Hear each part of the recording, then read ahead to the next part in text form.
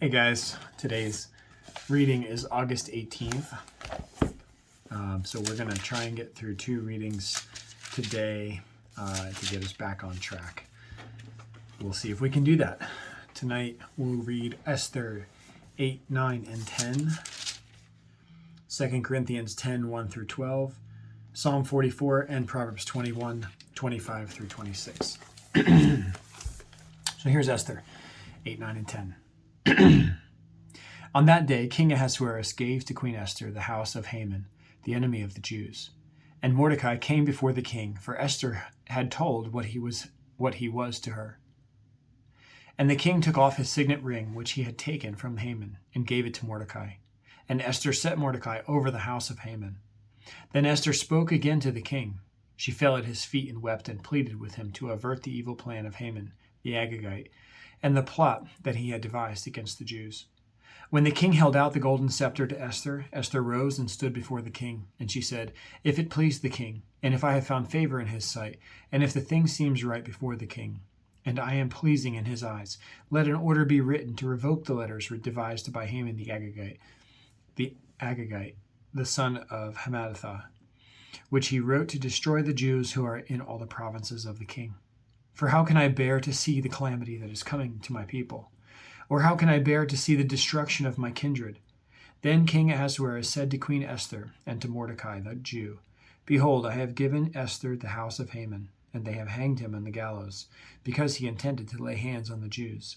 But you may write as you please with regard to the Jews, in the name of the king, and seal it with the king's ring, for an edict written in the name of the king and sealed with the king's ring cannot be revoked." The king's scribes were summoned at that time, in the 3rd month, which is the month of Sivan, on the 23rd day.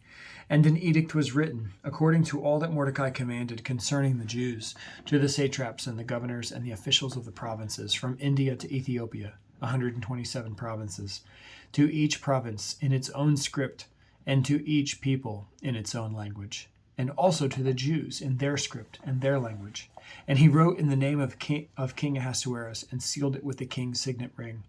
Then he sent the letters by mounted couriers riding on swift horses that were used in the king's service, bred from the royal stud, saying that the king allowed the Jews who were in every city to gather and defend their lives, to destroy, to kill, and to annihilate any armed force of any people or province that might attack them, children and women included, and to plunder their goods. On one day throughout all the provinces of King Ahasuerus, on the 13th day of the 12th month, which is the month of Adar. A copy of what was written was to be issued as a decree in every province, being publicly displayed to all peoples, and the Jews were to be ready on that day to take vengeance on their enemies. So the couriers, mounted on their swift horses that were used in the king's service, rode out hurriedly, urged by the king's command, and the decree was issued in Susa the citadel. Then Mordecai went out from the presence of the king in royal robes of blue and white, with a great golden crown, and a robe of fine linen and purple. And the city of Susa shouted and rejoiced. The Jews had light and gladness and joy and honor.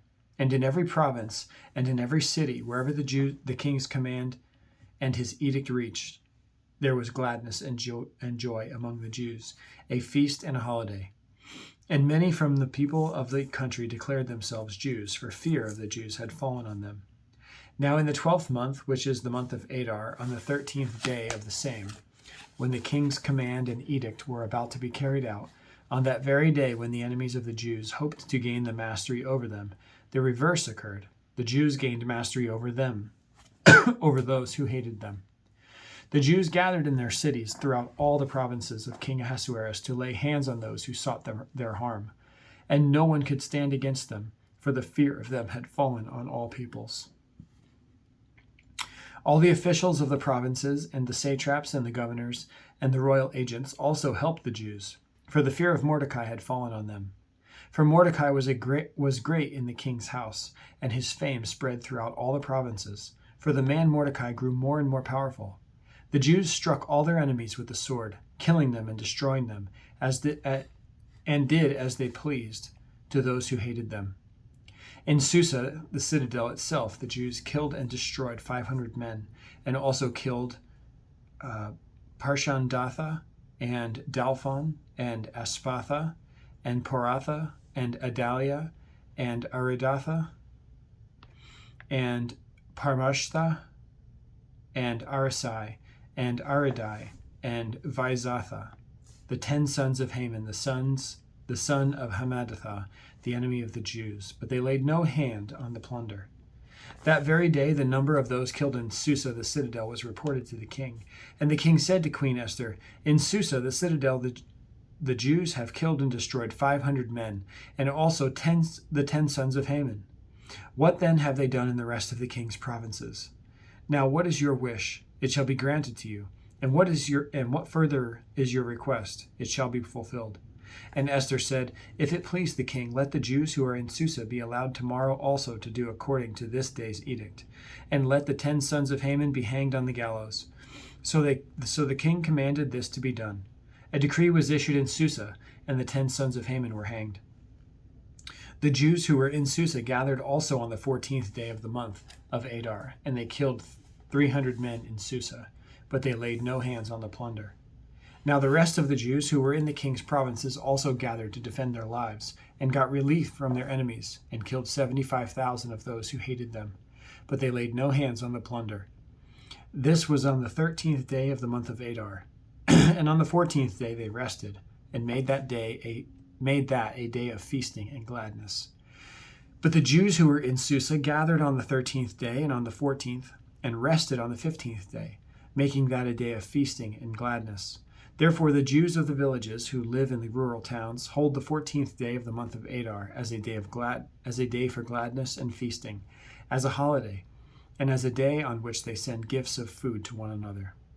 And Mordecai recorded these things and sent letters to all the Jews who were in all the provinces of King Ahasuerus, both near and far, obliging them to keep the 14th day of the month of Adar, and also the 15th day of the same, year by year, as the days on which the Jews got relief from their enemies, and as the month that had been turned for them from sorrow into gladness, and from mourning into a holiday, that they should make them days of feasting and gladness, days for sending gifts of food to one another and gifts to the poor.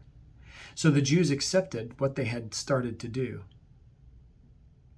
and what Mordecai had written to them. For Haman the Agagite, the son of Hammedatha, the enemy of all the Jews, had plotted against the Jews to destroy them, and had cast pur, that is, cast lots, to crush and to destroy them. But when it came before the king, he gave orders in writing that his evil plan that he had devised against the Jews should return on his own head, and that he and his sons should be hanged on the gallows. Therefore they called these days Purim, after the term pure. Therefore, because of all that is written in this letter, and of what they had faced in this matter, and of what had happened to them, the Jews firmly obligated themselves and their offspring, and all who joined them, that without fail they should keep these 2 days according to what was written, and at that time appointed every year. And at the time appointed every year, that these days should be remembered and kept throughout every generation, in every clan, province, and city, and that these days of Purim should never fall into disuse among the Jews, nor should the commemoration of these days cease. Excuse me. Nor should the commemoration of these days cease among their descendants. Then Queen Esther, the daughter of Abihail, and Mordecai the Jew gave full written authority, confirming this second letter about Purim. Letters were sent to all the Jews, to the 127 provinces of the kingdom of Ahasuerus, in words of peace and truth, that these days of Purim should be observed at their appointed seasons, as Mordecai the Jew and Queen Esther obligated them, and as they had obligated themselves and their offspring, with regard to their feasts and their lamenting. The command of Esther confirmed these practices of Purim, and it was recorded in writing. King Ahasuerus imposed tax on the land and on the coastlands of the sea, and all the acts of his power and might, and the full account of the high honor of Mordecai, to which the king advanced him. Are they not written in the book of the Chronicles of the kings of Media and Persia? For Mordecai the Jew was second in rank to King Ahasuerus, and he was great among the Jews, and popular with the multitude of his brothers, for he sought the welfare of his people and spoke peace to all his people. 2 Corinthians 10, 1-12. I, Paul, myself entreat you, by the meekness and gentleness of Christ, I who am humble when face to face with you, but bold toward you when I am away. I beg of you that when I am present, I may not have to show boldness with such confidence as I count on showing against some who suspect us of walking according to the flesh. For though we walk in the flesh, we are not waging war against the flesh. For the weapons of our warfare are not of the flesh, but have divine power to destroy strongholds. We destroy arguments and every lofty opinion raised against the knowledge of God, and take every thought captive to obey Christ, being ready to punish every disobedience when your obedience is complete. Look at what is before your eyes. If anyone is confident that he is Christ, let him remind himself that just as he is Christ, so also are we. For even if I boast a little too much of our authority, which the Lord gave for building you up and not for destroying you, I will not be ashamed. I do not want to appear to be frightening you with my letters, for they say, his letters are weighty and strong, but his bodily presence is weak and his speech of no account. Let such a person understand that what we say by letter when absent, we do when present. Not that we dare to classify or compare ourselves with some of those who are commending themselves, but when they measure themselves by one another and compare themselves with one another, they are without understanding. Psalm 44, to the choirmaster, a maskil of the sons of Korah. O God, we have heard with our ears, our fathers have told us what deeds you performed in their days, in the days of old. With your own hand, drove out the nations. But them you planted. You afflicted the peoples, but them you set free. For not by their own sword did they win the land, nor did their own arm save them, but your right hand and your arm, and the light of your face, for you delighted in them. You are my king, O God, ordain salvation for Jacob. Through you we push down our foes. Through your name we tread down those who rise up against us. For not in my bow do I trust, nor can my sword save me. But you have saved us from our foes, and have put to shame those who hate us. In God we have boasted continually, and we will give thanks in your name forever. But you have rejected us and disgraced us, and have not gone out with our armies. You have made us turn back from the foe, and those who hate us have gotten spoil.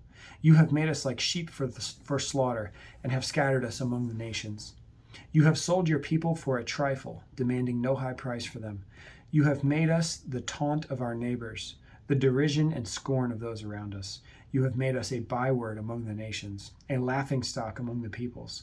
All day long my disgrace is before me, and shame has covered my face, at the sound of the taunter and reviler, at the sight of the enemy and the avenger. All this has come upon us, though we have not forgotten you, and we have not been false to your covenant.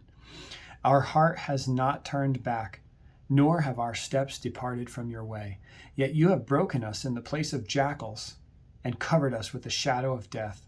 If we had forgotten the name of our God, or spread out our hands to a foreign god, what would not God discover this? For he knows the secrets of the heart. Yet for your sake we are killed all the day long. We are regarded as sheep to be slaughtered. Awake, why are you sleeping, O Lord? Rouse yourself. Do not reject us forever. Why do you hide your face? Why do you forget our affliction and oppression? For our soul is bowed down to the dust. Our belly clings to the ground. Rise up, come to our help. Redeem us for the sake of your steadfast love. Proverbs 21, 25 and 26 says, the desire of the sluggard kills him, for his hand refuses to labor. All day long he craves and craves, but the righteous gives and does not hold back. All right. Tomorrow's reading is August 19th. We will start the book of Job, Job chapter 1. We'll read 2 Corinthians 10:13 to 12:13, Psalm 45, and Proverbs 21:27. So I will see you back here for that reading, August 19th. Have a great night.